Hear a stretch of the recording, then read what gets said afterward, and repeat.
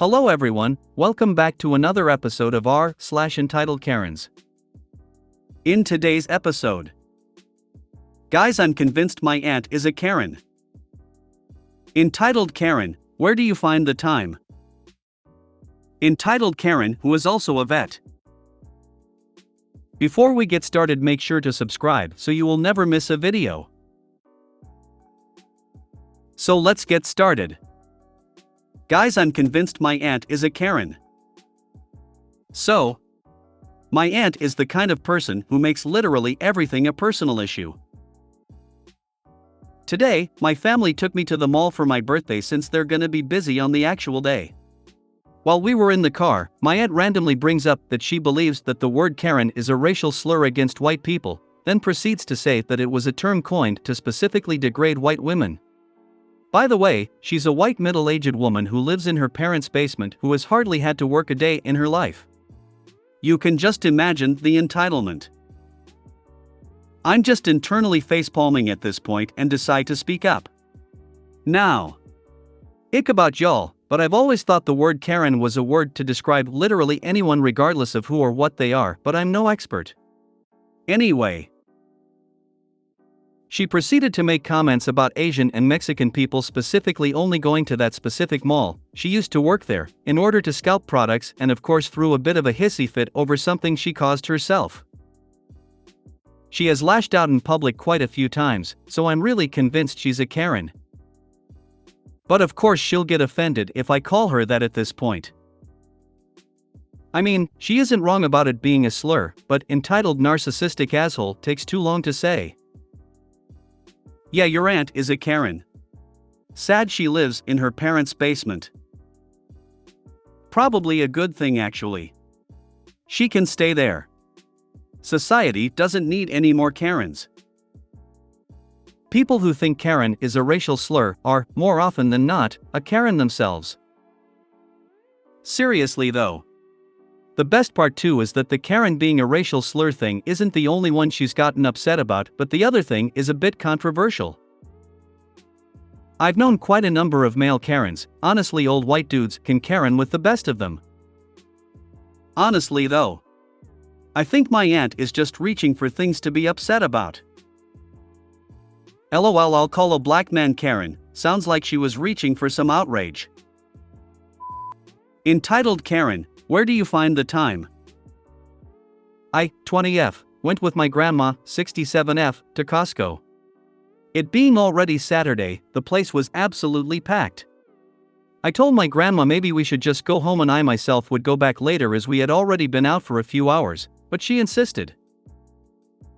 My grandma has a few disabilities which makes it hard for her to stand up for long periods of time, as well as walking or moving too much, classic arthritis, scoliosis, and fibromyalgia. For those who don't know, FM is a nervous system disorder and causes pain to my grandmother in different places, exasperating her other conditions. Therefore, she has a placard that indicates she can park in the disability parking spots, which are blue instead of white, near the front of the store. Cue scene. Grandma is driving through the aisles looking for a spot to park in. Since it's Costco and Saturday, most spots are taken up, even the blue ones. As we began to circle around, we see a lady full-on arguing with someone who is in one of the blue spots. Whoever is inside simply rolls up their window and pulls out. Someone else pulls into the spot before she can and immediately does the whole spiel to this person about proving they have a disability or placard. Something to note is that my grandma actually has a sticker on her license plate. Though it's not a physical placard, it still indicates she is allowed to park in a disability spot. From what I tried to put together, the lady seemed to be attempting to block spot for someone else, possible an elderly family member, to park. My grandma turned the corner to see the one empty spot, but as she tried to pull in, Karen jumped in front of the spot and gave us a dirty look. She held the spot until the car she wanted to park there parked. I was just trying to find out where she had the time to start throwing a hissy-pissy fit. My grandma had to park at the back of the store, and when we went in, the lady was standing by two associates about how much of a hero she was because she kicked that one guy out of that spot, to which I thought you were mad at him for holding a spot then held one yourself? If it bothers you that much, Call the police on the non-emergency line or literally file a complaint at the station. I'm sure everyone will be happy with you standing out in the 102-degree heat over your rookie detective skills. Listen, I am all for confronting people who abuse programs made for those less fortunate. Hold them accountable, it's not right. But when your white knighting becomes so hypocritical you abuse it yourself and claim victim status, doesn't work well, doesn't? I even asked an associate inside about the spots and she said it's first come first served by vehicle and that you cannot stand in the spot and hold it like it's a movie theater. My grandma is tough as nails, but even she needs help sometimes, and it disappoints me that people still do this. This was a pretty mild story compared to others I see on here, but this made me particularly mad. Hubs and I both have placards and I don't look like I need it. Can't stand for long, Hubs struggles to walk. Thank God we've never had to fight anyone over a spot. My peeve is the people that park illegally and block wheelchair lifts so they can't leave if either having a bad day will just leave, otherwise park farther back. I have seen people block aisles waiting for someone to come out of store. Now getting out and saving spot? I've so wanted to do that to AH's blocking aisles, lol. People like to park motorcycles in the reserved space beside accessible spots.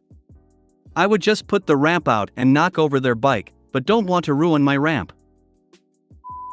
Entitled Karen, who is also a vet. So I work as a vet nurse. There's about 12 vet nurses and 5 vets. Now one of these vets feels so entitled that she acts like a Karen and recently showed how much she only gives a shit about herself and no one else, especially when she's sick. She's a bit stuck up most of the time, can be very rude and nasty to us vet nurses, and has more than once had a go at us in front of clients. She spends hours sitting on her ass doing nothing and gets paid to do that. She knows better. Head vet works long hard hours. Where's this vet, doing very little? You ask her to do something like I don't know her job and she groans and rolls her eyes. Recently I asked her to see a client before she went home, relieve some of the strain on the other vets who actually have worked their asses off all day while she spent 4 hours sitting on her ass. She said maybe, but I am going home soon. What is it? I said vaccination for a dog. Next thing I knew she was walking out the door going home. I told head vet, who is also her boss, what happened. She said of course she would do that, don't expect her to do her job. 2ndly. So some of us have autoimmune diseases such as MS and I myself am 20 weeks pregnant. This Karen vet has come to work with COVID and the flu on more than one occasion. Recently is Monday, she's sick as anything but still she came to work. She even said I spent the weekend on sofa as I was sick. Her excuse was she has bills to pay and had to x-ray her dog to see how many pups she has. We all have bills to pay and your dog could wait a few days. I am now at home on a Saturday feeling unwell. Thanks Karen. Why aren't the other vets doing anything about it? If you log her activity, do you think the head vet will fire her?